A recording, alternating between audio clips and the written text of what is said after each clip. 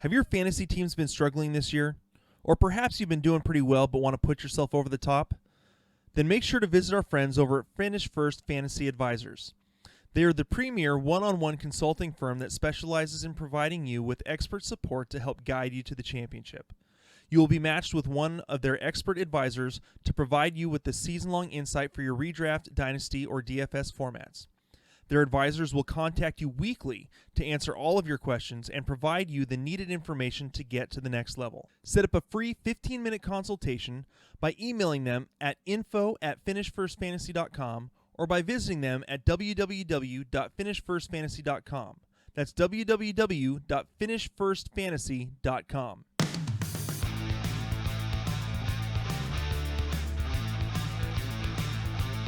Hello and welcome back to another episode of the SkullKing Sports Fantasy Football Podcast. My name is Ryan Scullrud. I am your host, and with me again tonight, Mr. CJ Krause. Go ahead and say hi. What's going on, guys?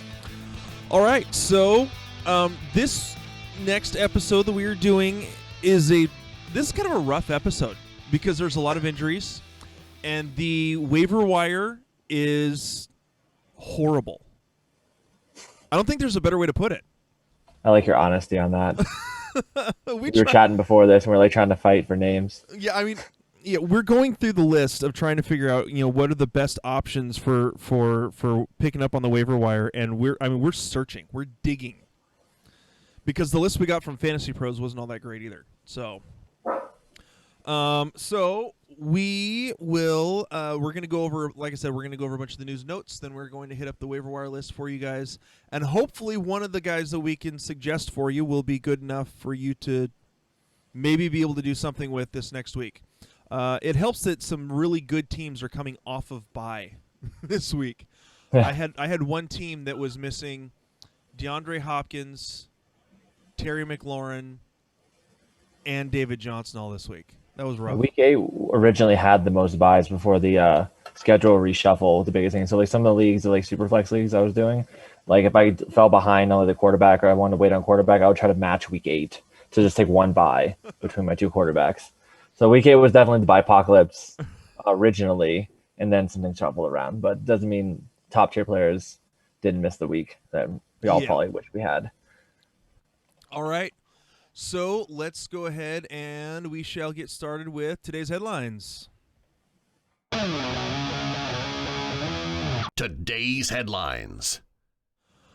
All right, so let's go ahead and look at, with the headlines today, we're just going to start it off from the top on Sleeper. Packers linebacker Kamal Martin and running back Jamal Williams are considered close contacts for running back A.J. Dillon, who tested positive for COVID-19. Both did not practice today, and the league is determining if they're high-risk close contacts. So we've got Aaron Jones that's still nursing that calf injury. You have A.J. Dillon, who has now tested positive for COVID. Jamal Williams considered a close contact, so we're looking at Tyler Ervin and pulling up Dexter Williams off of the practice squad. Yeah, that's pretty much what we're looking at this week. They're still determining whether those players will be able to play based on the protocols they put into place. But if they are put at high risk, it's a 5-day minimum waiting period for that reason, which they play early this week. They play the Thursday night game, so that'll put them automatically out. So something to be looking out for. What I'm thinking about, what would you do if the players are ruled out versus that San Francisco defense? Would you try to maybe pick up a Tyler Ervin or deep dive on Dexter Williams, or? I would maybe go with Tyler Ervin. Again, and based on my lineups, I only have maybe one team where I would actually consider even thinking about starting him at all, or even having him in my lineup. It would be more of a pick him up if I've got the space to keep someone else from getting him. That's kind of where I'm at with that. Even against this San Francisco defense that DJ Dallas was able to get a fair amount of production off of them. Didn't run for a whole lot of yards, but was able to catch a couple passes out of the backfield, and had a couple of very opportunistic touchdowns. So, yeah, and that's what I'm pretty much looking at for this one is can we get a pass catching running back, or is just Aaron Rodgers just going to throw more passes to Devontae Adams and just pepper with already 12 plus 15 targets per game. Yeah, So. I'm honestly, I think that's more likely the way to go. So I think it's more likely going to be more in the pass game, and who knows? Maybe Robert Tonyan will, for the second week in a row, get more than 4 targets or 3 targets. I think is what it is. So It's still burning you a little bit, isn't it? That he did well this week. that he actually got 6. He got what 6 or 7 targets for the first time all season. I think he got the targets whenever Adams was out. This is the first time When got Adams was out, he had 4 targets, 5 targets, and 3 targets, 5 targets, and 6 targets. Okay, well, he still had 6 before, is all I'm saying. So, all right. According to sources, 49ers star tight end George Kittle has a small fracture in his foot that was revealed while doing further testing and will miss extended time. You have a little bit more, CJ, on I think that you saw on what's going on with this. Yeah, I was on basically fantasy Twitter looking at everything. It seems to be that it's been reported about an 8-week miss that he's going to have with that. So pretty much ends the season, or at least ends the fantasy season that we're looking forward with that one. The biggest takeaway is that Jordan Reed has been activated. Doesn't mean he's going to play, though. He's in a 21-day window. So at this point, Ross Dwelley is the safe bet to be the tight end that's going to be used for San Francisco. Once again, they're on a short week. So we're trying to figure out the usability of it with that one, along with the other injury I'm sure we're going to talk about here in a second. Yeah, I think that Ross Dwelley is one of those guys that I think the only time I ever actually used Ross Dwelley when there was an injury for George Kittle, because it's happened a couple times over the last couple of years. The only time I ever used Ross Dwelley was last year against Arizona, because Arizona was giving up a touchdown a week to tight ends. And this week is not necessarily that kind of a matchup, going up against Green Bay, who's one of the better teams against tight ends. So it's not necessarily the best matchup for that. Now moving on to the next story, part of this may actually play in Dwelley's favor, because quarterback Jimmy Garoppolo is expected to be sidelined indefinitely with the high ankle sprain. The 49ers feel he needs time to rest the injury that has bothered him since week 2. Nick Mullins took over for Garoppolo on Sunday, went on to throw for 250 yards over the last quarter and a half, and for 2 touchdowns. So, I believe he finished as the top 12 quarterback with that third and fourth quarter. Yeah, I believe so. With garbage time, because they were down by so much. Yes, I believe garbage time gave him quarterback 12. Yeah, they kind of piggyback a little bit back on the Ross Dwelley situation. Nick Mullins is prone to targeting his tight end since he's been playing any of the games. And the game that Kittle has already missed, that Dwelley did go 4 for 4 for 49 yards in that game with a 20-yard run. So 20-yard pass after the catch. But that's the biggest thing with that one. So he's going to see the targets. Shanahan does use the tight end no matter who's in there, because we've seen big gains from Jordan Reed as well whenever Kittle was out. So again, might not be the best matchup, but if you're deep diving, he's definitely someone to keep on your radar. Nick Mullins, I'm not even sure he's going to make it through the game, because you never know, because he's a very streaky quarterback that we've seen. Some days he looks like can be a starter in the NFL, and some days he looks like he should be the bench backup behind CJ Beathard, which happens when so you never know what you get with that one. So it's definitely someone, when we do get to the rankings this week, I'm not going to be particularly high on him, even if the matchup was good. Yeah. And we're looking at about a 6-week timeline for what I've seen from Jimmy Garoppolo's miss. So he's going to be starting for a while, or maybe he's going to split with CJ Beathard. It's just an unpredictable situation with that going forward here. Yeah. Moving on, the Jaguars coach Doug Marrone says Minshew will likely be inactive this week. I saw, what was it? I think it was actually on Yahoo. Okay. While I know a lot of people don't necessarily like Yahoo's platform, you got to admit they can be kind of funny at times with their player descriptions. Let me see, where was it? Oh, it was on. I think it's actually on the app, where it said the actual player description for the day was that Jaguars coach Doug Marrone said Gardner Minshew, quote, with a thumb, won't play Week 9 against the Texans. And it actually said on the app, let me see if I can find it here, I believe it said that he was going to miss because of his thumb. And what was it? It was oh, there was something else. Here, I'm going to pull it up. I know we're going to have dead air here for just a second, but you'll all get over it, or I could just keep talking as I look for it. Nope. Okay, so I'm going to have to search them real quick. M-I-N. And who knows, it might not still be up there, but yeah, thumb/scapegoat out for week 9 is what they said. So basically just saying, yeah, they're going to blame this all on him, so he's going to be the scapegoat for everything that's going wrong with the team when it's probably not his fault in the first place. And but so the team's also honestly trying to tank at this point. They're trying to up their pick because they realize they're pretty much out of it. Yep. And go into Jake Luton, who didn't even throw for 3,000 passing yards in college during his senior season. I don't think it's the right way to go, but maybe see what they have in them. They had to hit fire with Minshew for a minute, but I'm pretty sure this is like kind of a way to like ease the Minshew mania out. I'm speculating here, and to go into more of like a different route where they can start getting a higher pick because they were selling off players all offseason anyways. That's true. So the biggest thing with that is what do you think is going to happen with the pass catchers in the run game? That's the thing, especially for DJ Chark. Who was, when he was healthy. When he's healthy, has been really well. Been top 15 wide receiver most weeks, or at least close to it. When it comes to having a rookie like this coming in, it really makes me uneasy about the wide receiver, especially in my rankings where we're getting graded on them. So I feel like we've seen a lot of it this year, though. Like a lot of these like quarterbacks kind of coming into these situations, like Nucci this past week, and we're trying to like guess who their favorite target's going to be, and we have no idea. We were wrong on Ben DiNucci, that's for sure. How many I'm just targets saying, did Gallup get last week? Like 13, I think. Yeah. So I mean, it could end up being DJ Chark, Keelan Cole. It could be so many different variations of players. With it, the only thing that we might know about the most is they might see an uptick for James Robinson's run game. That's true.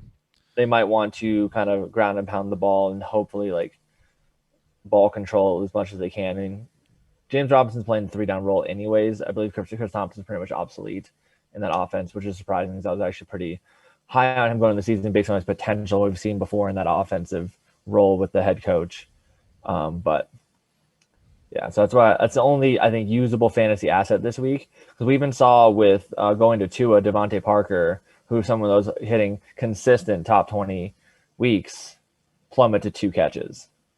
So it just so happened that one of those for Parker was a touchdown. Correct. Yeah, so which kind of salvages like the week to an extent, but he still finished under 10 fantasy points, so not really helpful for your team. No. Moving on to so we were talking about this a bit last night.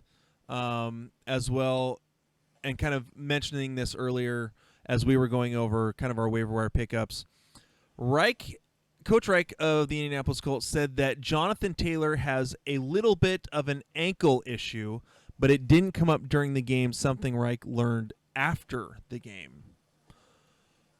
He's got a lot of bit of vision issue. That's what I saw watching some tape there. And I was super high on Jonathan Taylor coming into the season. I thought he was like a great college prospect. Yeah. Coming out of Wisconsin with all that. But he was outplayed by Jordan Wilkins. Like Wilkins just looked better. So I hope his ankle's hurt for his sake. Maybe that's why he didn't want to cut laterally and wanted to run back into the offensive line 17 times. It was like borderline Trent Richardson status vision. And like I hate saying that because I'm really high on the player. So I just hope his ankle is bothering him. Not for like him as a person, but like to make sense of the situation. Yeah, to make sense of it. So I think we got 2 more here. Lions wide receiver Kenny Golladay is expected to be out this week and will be considered week to week going forward with the hip injury sustained yesterday. Sources say he'll have more tests, but that is where it stands as of this morning. Have you heard any more about what's going on with Kenny Golladay? See, I have not heard anything more, but one thing we do know is that Mohamed Sanu is trying out for the team this week. So it would have reached to me that he's an eligible for IR candidate. So I'm guessing 3 to 4 weeks is like just a complete guess based on what we're seeing. Otherwise, you're not going to bring someone in like Mohamed Sanu to try out for the team if you think Golladay is going to be back in a week or 2. Yeah. you have to kind of figure that out, because I don't think you want Marvin Jones, Marvin Hall to be like the only guys there that pass catchers going through. It does see an uptick for Hawkinson, which is good to see because he's having a really good like breakout campaign in his sophomore season, but it's really poor to see. I believe it's going to be a 3+ week, and I would not be surprised they put him on the short-term IR. Okay. And last but not least, Kenyon Drake is unlikely to play this week, but might not be out very long. According to Cliff Kingsbury, it looked more severe than probably what is going to end up being. Hopefully, he really made good progress. Not great for all those people that made sure that they picked up Chase Edmonds, but with how Kenyon Drake has been playing, even if he comes back, I wonder how much mobility he's going to have and how much better he's going to be playing, that because he was not playing that great this year at all. Oh no, he was playing horribly this year, especially everyone's expectation. He was a round 1, round 2 pick, like late round 1, early round 2 for most people in their fantasy leagues, and he just has not lived anywhere near that expectation. I mean, Chase Edmonds will look good. This is going to be a true test to see if he can hold up for the workload. I probably expect at least 2 weeks, maybe a little bit more for Kenny Drake, and if he does, he gets eased back in. But in that time frame, that's when Drake took over and won the job from David Johnson last year. So the team is willing to move on from a running back. And Kenny Drake does not have a long-term contract booked. He's literally signed for this year only. Yeah. So it would not surprise me if like Chase Edmonds, this is his time to prove it. And I believe he has the ability to. I'm pretty high on him. I mean, I know I'm starting him in a league this week but that I have a couple of buys going, but I definitely would probably be in my top 15, roughly, I'm guessing right now. I haven't looked at my rankings yet, but regardless of the situation, top 12, top 15. Yep. All right, so that is it for the headlines for this week. We are about to jump into our waiver wire madness, and oh man, I don't have the. Maybe I do. Nope, I don't have the bid on here. I'm still working on, now that we've got 2 people on the podcast, I've got to edit all my slides and everything on this because I've had to fix it. So we won't have the little, waiver wire madness going. So there, I just did it for us. That works fine. Yeah. Look at you. There we go. So, real quick before we get started with waiver wire madness, again, I want to make sure we give a shout out to our title sponsor, Dr. Squatch Soaps. Again, I mentioned these guys basically every podcast. I absolutely love their products. If you've seen their ads on Facebook, they're absolutely hilarious.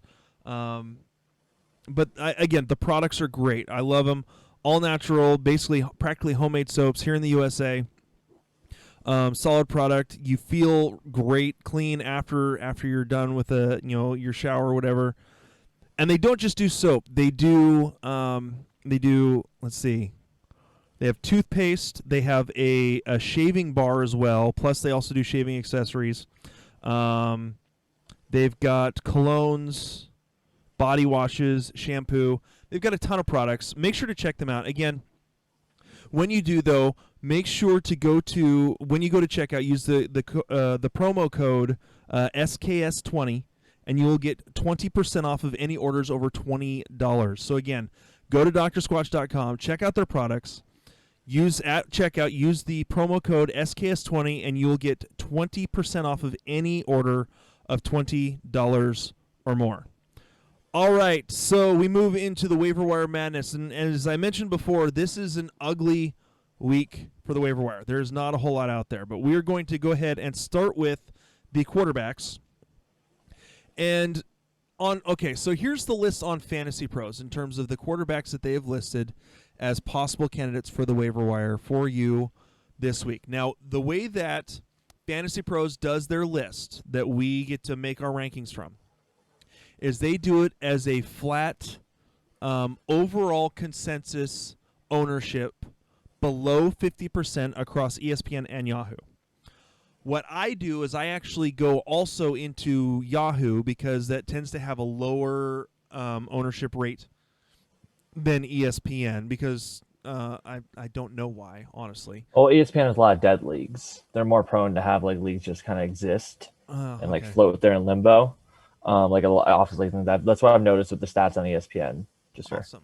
That's why a lot of people use the Yahoo because it has the least amount of dead leagues, quote unquote, in the industry. So sweet, that's good to know.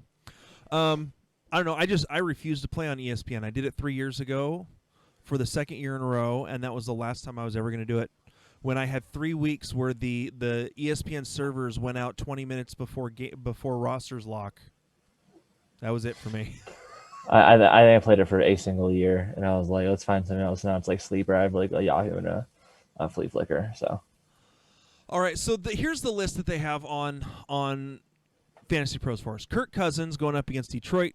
Drew Lock going against Atlanta. Nick Foles at Tennessee.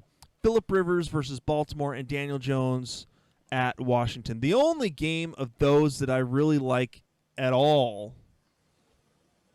I kind of lean a little bit towards Drew Lock at Atlanta.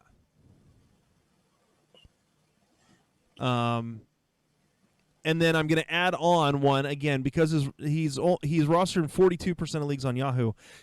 My favorite is Derek Carr going up against the Chargers, because Derek Carr has had a very good season so far this year, overall compared to most seasons in the past.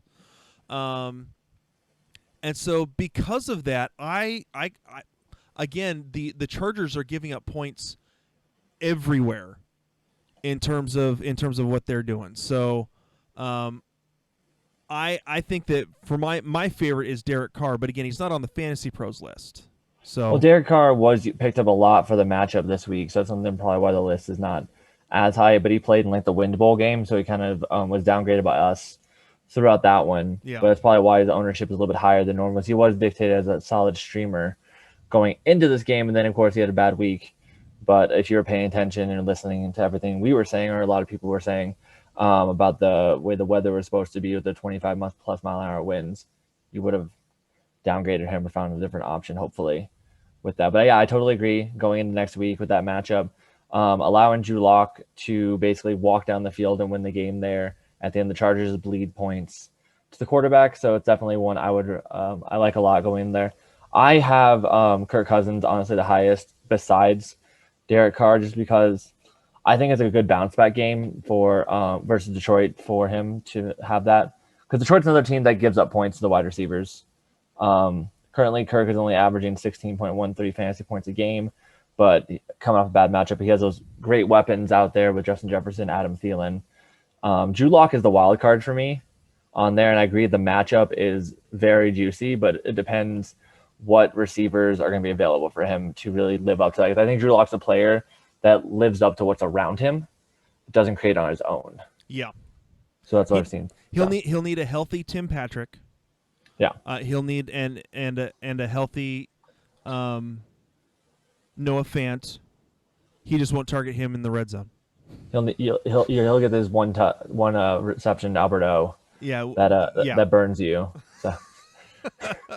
I'm not bitter about. Okay, background on that. I had a lineup in fantasy in the fantasy pro. It's the Fantasy Pros DFS contest for this week, and I was in second place and dropped to fourth because in a matter of 2 minutes, the two guys behind me had DJ Dallas and Brandon Ayuk both score touchdowns.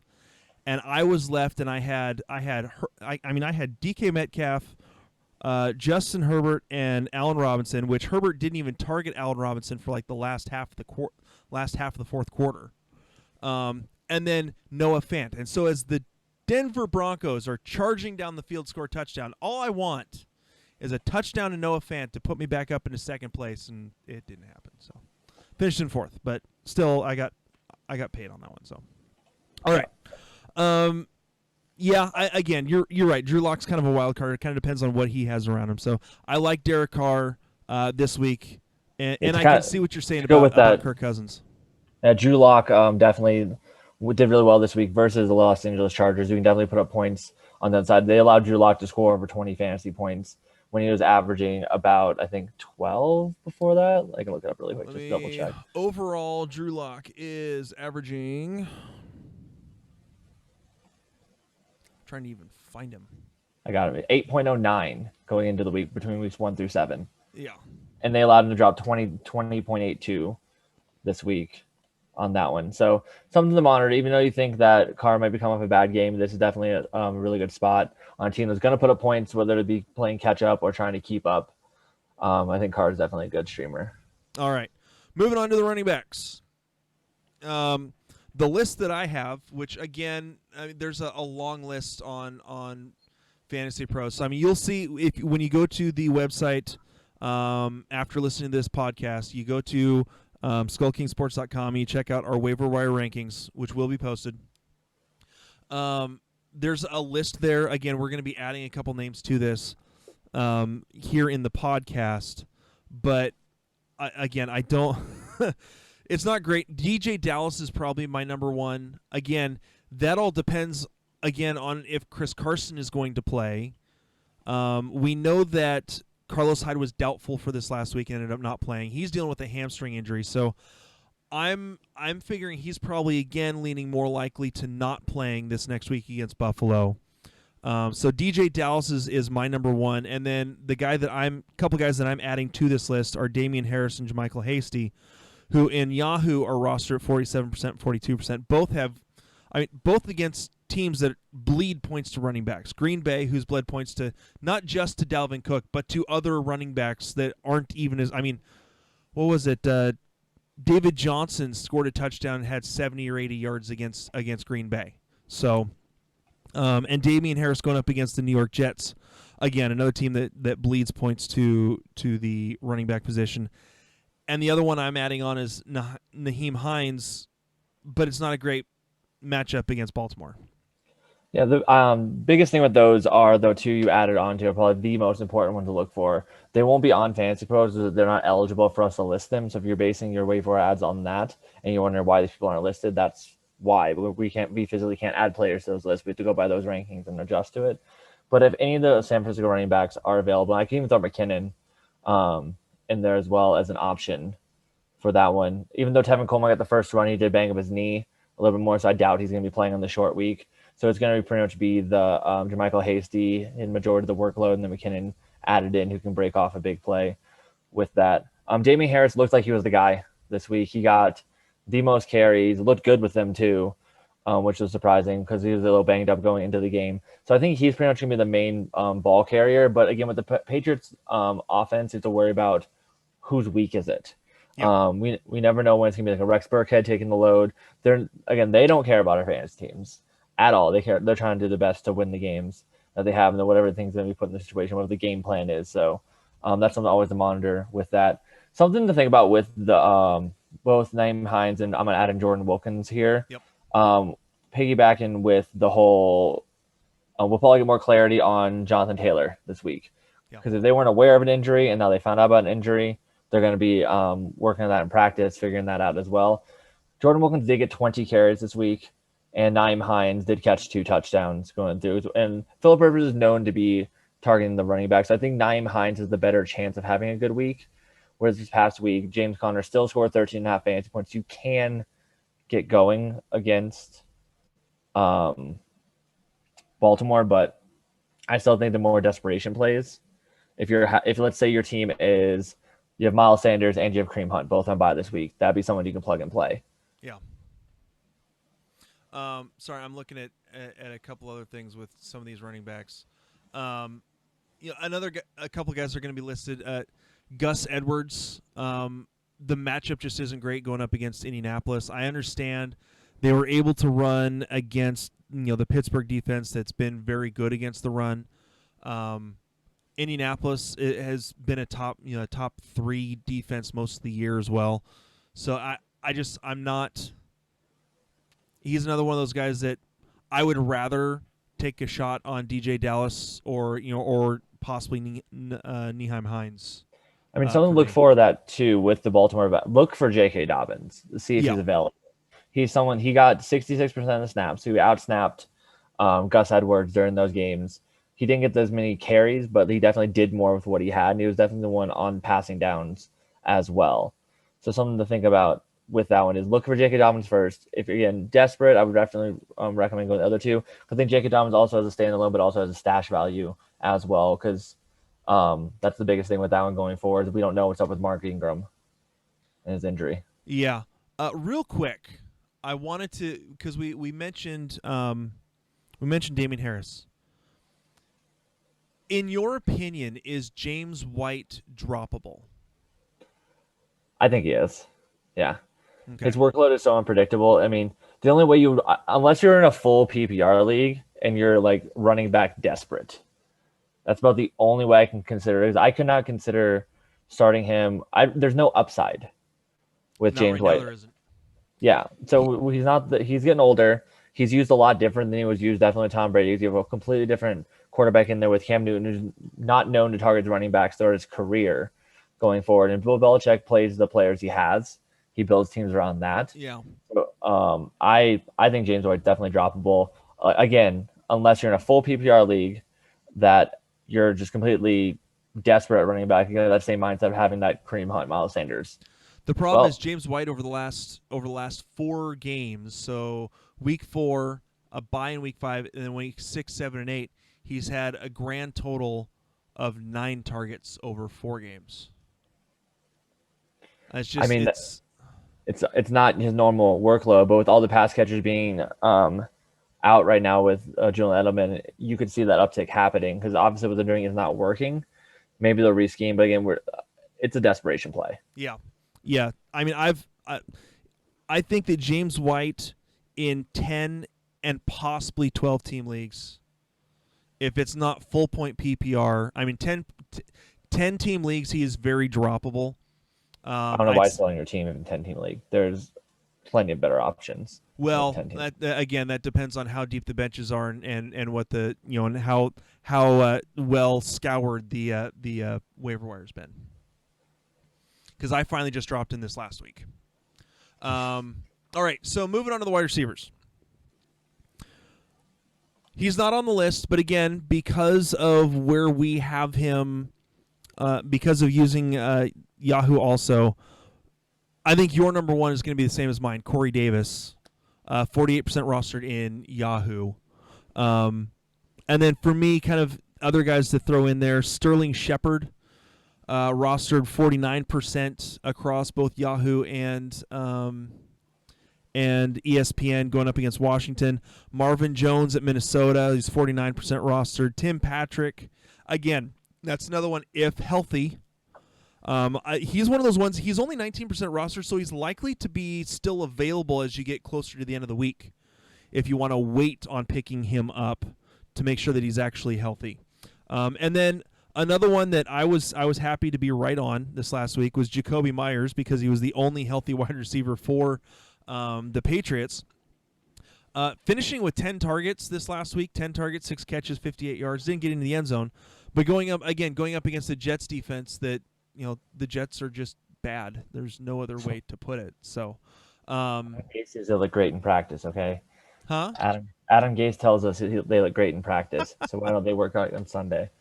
The New York Jets, give up the 10th most amount of fantasy points to wide receivers, and so I think that there's at least a decent floor for Jacoby Myers in deeper full point PPR leagues. So. Yeah, I mean, I totally agree with the Corey Davis take at the top to go over that one. He's better when A.J. Brown's on the field. Yep. That's been shown throughout every week. The 3 games, A.J. Brown has got 8 targets, 10 targets, 10 targets. Because a lot of it, I don't think he can handle, like I've said this before, I don't think he can handle a Batman role. He's a great Robin.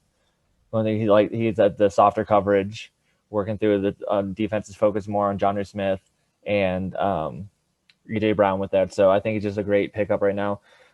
Over the past few weeks, every game with A.J. Brown has averaged over 12.5 fantasy points. I think he's a solid wide receiver 2-3 anytime he's on the field in pretty much any matchup with that. Sterling Shepard, I think, an amazing game tonight for what it was. Being back, he's had the 10 targets tonight, 8 catches. Very good with that one. Daniel Jones, I wish he looked as good on that last drive as he does the rest of the game pretty much. So I want to see him do that, but he's not doing like he's doing the last drive with that. Marvin Jones is a matchup-based play. Minnesota is one of the worst pass defenders in the league. Has been shown through and through. So one of those deep play threats going thing.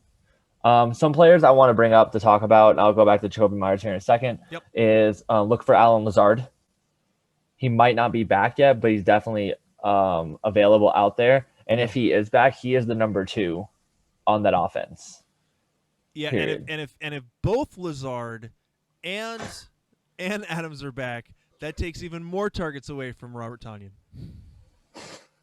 You just hate Darn pretending, don't you? I'm But tired of people crowning him the next Gronk or the next when he doesn't get baby the Kittle. target share for it. The thing about Jacoby Myers, the only thing I worry about that one is we've seen a few players in that offense get 10 targets, like Demir Bird early on in the season was getting a majority of the targets. I've had some deeper leagues where I had to flex him. That's the only reason I know that. Because I was like, who gets targets? And I just grabbed him getting 8+ targets a couple times. But that's something we monitor is it changes game to game with Yep. the Patriots. Jacoby Myers, I think, is a great player. I've loved his tape. I think he can become that possession guy. But that's something to monitor going forward. A few others that I want to bring up for stash possibilities. Jalen Reagor came back this past week. He is going into a bye, but he's someone that I would consider holding through the bye if I have the roster space, or if you have some IR spots you need filled and you have just open spots and your waiver wire is depleted, he might be out there. Someone to look for as well. Yeah, the only other name that I would add on top of that, which I mean, if you are in a deep enough league where you have to go this route, I'm sorry, but if Jamison Crowder misses again, Braxton Berrios is going to be a target hog. Again, this last week he had 8 catches on 10 targets, but it only went for 34 yards. So, in deeper full point PPR leagues, I think that Braxton Berrios is a guy that you can add in a pinch if Jamison Crowder is out. I totally agree with that one. He's been a player that literally just fills in that Crowder role. Yeah. He has no role on the team when Crowder is playing because he's either benched or he's inactive, but he definitely flows right into that slot position. Crowder averaged about 13 targets a game, and then Barrios gets about 9 to 11. Yeah. So this Adam Gase just literally is like throws to the slot receiver. No matter who is in that position, he will throw it to the slot receiver. I don't know if that's a Darnold trade or a Gase trade. I think it's more of a Gase trade based on historical data, but yeah, he's someone that you could definitely, in a pinch, full point PPR, definitely someone you could get away with this week if Crowder's out, of course. Okay, quick question. We didn't mention him. What are your thoughts? Is this Mecole Hardman week? Was this just the 1 week where it happens that he ended up taking over the number 2 role and he'll be back to 2 or 3 targets next week? Watkins should be back next week for everything we were seeing. Watkins should be back, and when Watkins is on the field, Mecole Hardman is not going to be as targeted or on the field. He still at any point in time is a one play guy. So if you need that, like I'm facing a juggernaut in the league, I need somebody that's going to maybe catch an 80-yard bomb. He's someone you can throw in and be that guy. But going forward, I don't see the target share that he got this week. They were just passing and beating down like they have not done the whole season. And he was getting the targets, and they didn't need to use anybody else. There's so many variables going into that factor for him now this week. But with Sammy Watkins coming back, I think he slides right back into his normal role, normal target share, and there's just not as many targets to go around where Mecole needs to have that one big play to make it happen. So I don't think it's going to continue as long as Sammy Watkins is out. Or Yep. Sammy Watkins coming back in, I mean. And I can actually tell you exactly which weeks Mecole Hardman's going to go off. It's the ones in my deeper league where I bench him. Oh, okay. That's the week where Mecole Hardman's going to go off because I benched him this week, so he went off. See, I had the juggernaut matchup in that one, and I just tossed him in there, and he definitely swung me over to win by that little bit. But that was like, again, I wasn't banking on him. I'm just like, well, he has the ability to do that, and if you're staring down that team, just like you're hit with injuries and they're not, and you're just like, well, this guy can get me there if he has that 1 or 2 big plays, and he's that big play guy. One of the fastest players in the NFL, so he can run anything to the house, a deep bomb. And Patrick Mahomes, again, we know is the best quarterback in the NFL.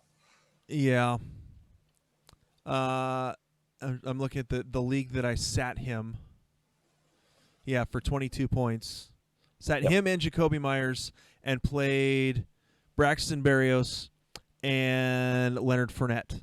So did you have Barrios ranked higher than Jacoby Myers in your rankings last week? Yes, like 1 or 2 spots. Again, I the only was just reason curious, for yeah. that, the only reason for that was again because of Jamison Crowder sitting. So I'm pretty sure I had Berrios right around, I think 32 or 33. Again, simply because I knew he was going to get like 10 targets. You were the Jacoby Myers guy this week, so I was just curious. Yeah, like how that worked out. yeah, and again, Berrios was a last minute pickup. Again, only because I have Jamison Crowder and he missed the week. So, all right, let's move on to the tight ends. And again, this is tight ends are always a wasteland every season. Once you get to this point, you already know who the top guys are and who they aren't, and it's just a matter of matchups. There's one top guy left now. You want to keep saying that. Okay. So, yeah, okay, so the top guy that we have left, Eric Ebron. And really, the matchup plays so well this week, too, going up against Dallas. This Pittsburgh offense should just eat this next week. I mean, every team is pretty much eaten against Dallas this whole season, so I don't understand why. So they're going to be a lot higher ranked. Philadelphia, sorry. Yeah, Philadelphia didn't. Yes, but that's just Carson Wentz can't hold into the football. He can't throw the football, period. He might not be the best quarterback on his team the way he's been looking, but that's a story for another day with that. But the thing about Ebron, he's getting the targets each game. Each game he's playing, he's getting enough targets to make it usable in fantasy. I believe he's averaging about 5 targets a game. And he's good to drop 1 or 2. So we'll say 3 to 5 receptions because his hands are made of stone. But where targets come fantasy points with that, and especially against the Dallas defense that besides Dallas Goedert has let fantasy points flow to the tight end position in every position with that one. Well, yeah, and I think going back to this last week, the reason that Dallas Goedert, I think, struggled was, again, he had just come off of IR from a broken bone in his foot.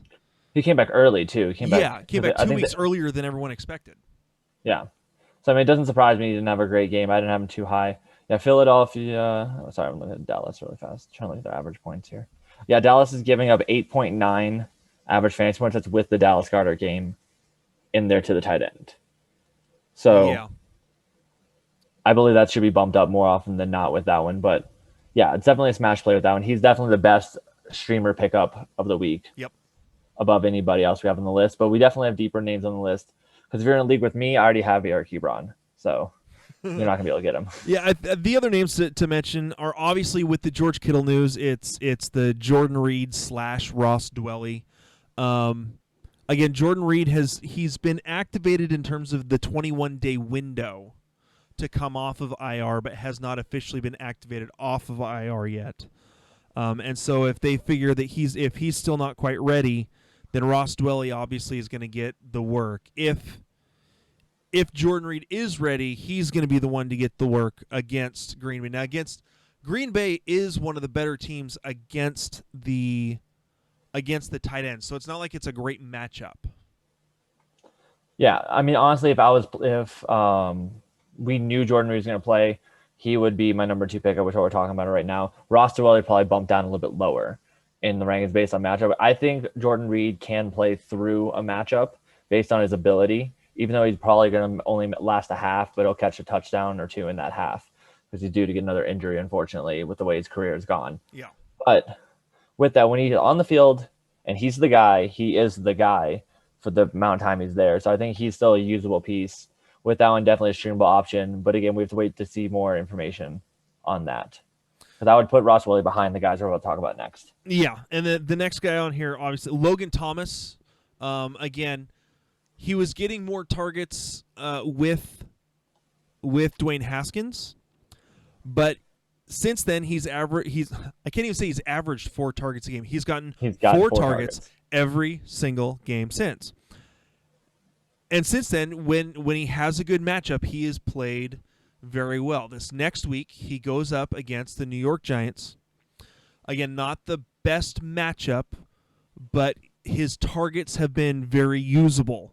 And so, again, because of the ownership percentage, which right now across ESPN and Yahoo is 14.6%. This could be a deep streamer type possibility for you if you need someone. If you're fighting with buys or you have a deep streamer option, you need someone to go with.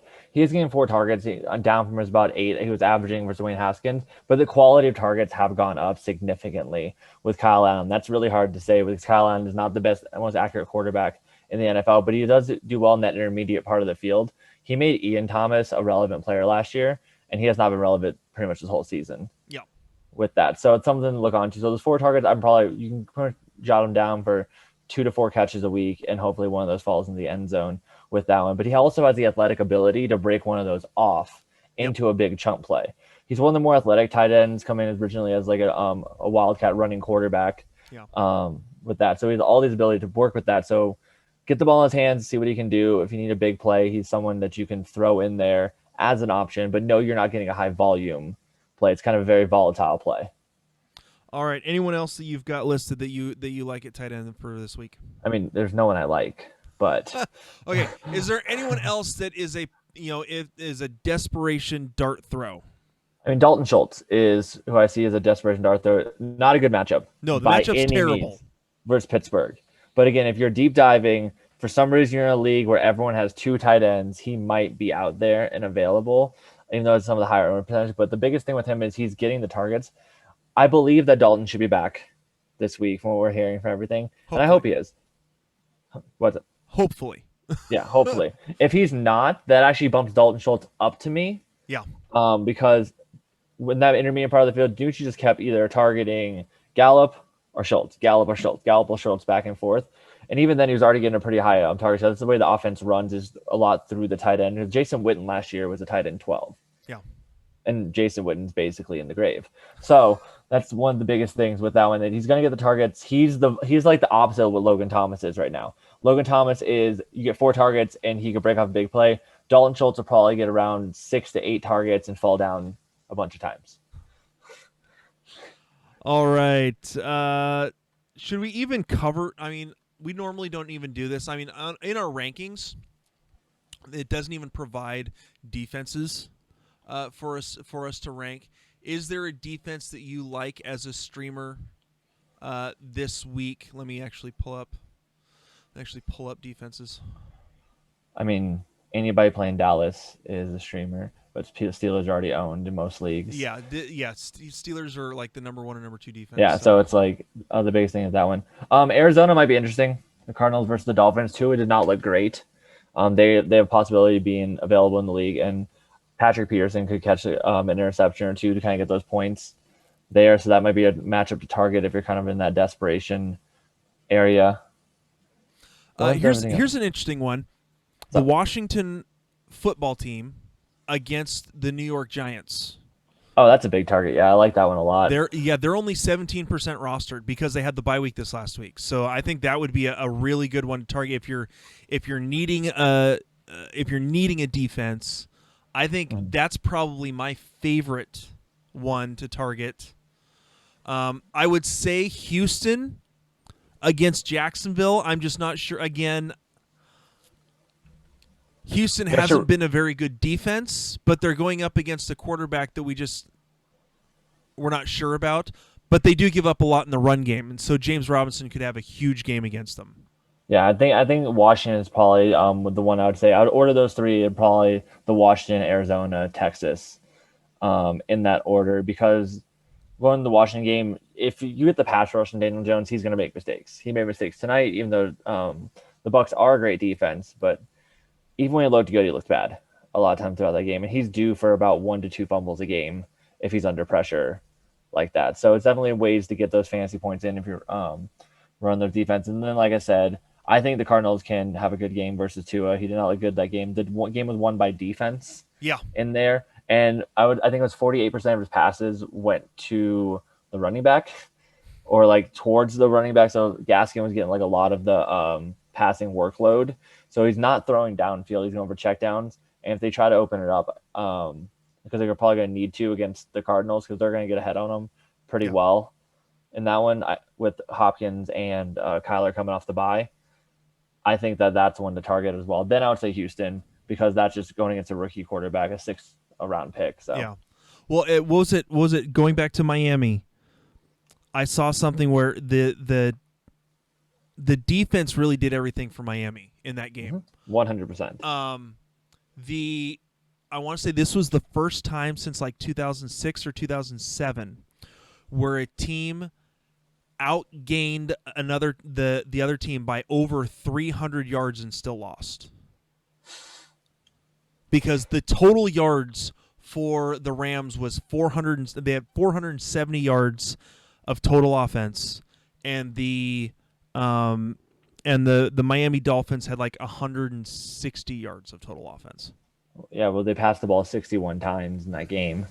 The Rams did. So And 1/3 of those targets went to Cooper Kupp. And he's still only 11 catches. Like, Goff was not good at all in that game. He's Goff high is volume. not good. I think it's finally getting to the point where it doesn't help that their pass protection is not great because he's a bit of a statue, and if they don't give him the time, he's not going to be able to make the throws.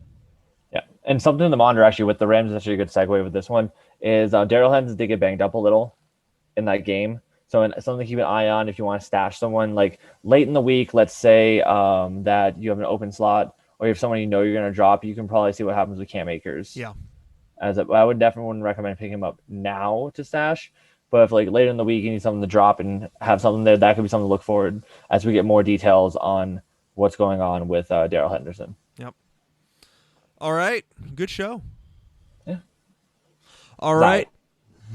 Any other thoughts for the week, or at least until we do? We're probably going to be doing another show on Friday, and this time we've actually got this down where I've got the right settings and everything, so that everything can be heard. We will probably be doing a Sleepers and Bust show Friday to post either Friday night or Saturday morning. So cool. Yeah, I'm super excited about this week. It's an interesting one to see rankings with a lot of the shifts in quarterbacks. Once again, I feel like we've been dealing with that all season. Is every week like a quarterback gets hurt, and we have to literally try to play a guessing game on which receivers are going to do what X, Y, or Z. But I do like a lot of the matchups coming in this week, and I think it's really clear on some of it. And then I just got to get my deep dive in on what happened this week. So I'm really excited. I always like doing the rankings. So yeah, I have not liked doing the rankings the last couple of weeks. But again, that's also because my ranking accuracy has not been all that great. So I'm hoping this week turned out a little bit better. We'll find that out tomorrow. Nothing rejuvenates you except for being number one in Fantasy Pros. That'll make you real happy to rank. Yeah, So just do that. Well, even for me, just when I finish in the top, because I had you were number one last week. Yeah. 2 weeks before that, I think I finished number 10. Yeah. And so I was ecstatic because that pulled me up all the way to like number 22 or 23 overall, and since then I've dropped down to number 50 overall on the season. So yeah, I'm hoping to build upon my 26 right now, because I dropped to like 61 with that bad week. Yeah. And I was like at 2 or 3 the first 3 weeks of the season. So all right. Well, again, hope you guys are able to get the guys that you're looking for on the waiver wire. We will be back, like I said, in a couple days, most likely to do our Sleepers and Busts show for week 9. We are now halfway through the fantasy football season. That's crazy. it's going too fast. It is. Well, I'm just happy that we're actually having a season, considering how many people are like, it's not going to happen, it's not going to happen, it's not going to happen. The NFL made it happen. Let's hope it finishes off. That's true. Let's get through the fantasy playoffs and the real playoffs and see what happens. So and I'm going to throw one more thing on here. I usually don't do this in the show, but because of everything going on, make sure, because this is going out on Election Day, make sure to vote. I'm going to say this over and over again. I don't care who you vote for. I don't care if you vote for Biden. I don't care if you vote for Trump. I don't care if you're Republican, Democrat, Independent. It is a privilege in this country to be able to vote, and to not be forced to vote, but to have the opportunity and choice to vote. I encourage everyone to take that and use it. Again, I don't care who you vote for. I'm always for public discourse and for the sharing of ideas, no matter how much you differ. I don't care who you vote for. Go vote. Let your voice be heard, and take ownership of making choices in this country. So there. Now I've gotten political, which I never do on the show, but there we go. So, again, this has been the SkullKing Sports Fantasy Football Podcast. My name is Ryan Skullrood. Been happy to have CJ Krause with me again tonight. We will be back later this week. We'll talk to you later. See ya. Hey, SkullKing Nation. Thank you for listening to the SkullKing Football Podcast. Did you like this episode? If so, be sure to go to iTunes, Stitcher, Google Play, and YouTube to subscribe. Also, please leave us a rating and reviews to let us know how we can better help you rule your leagues.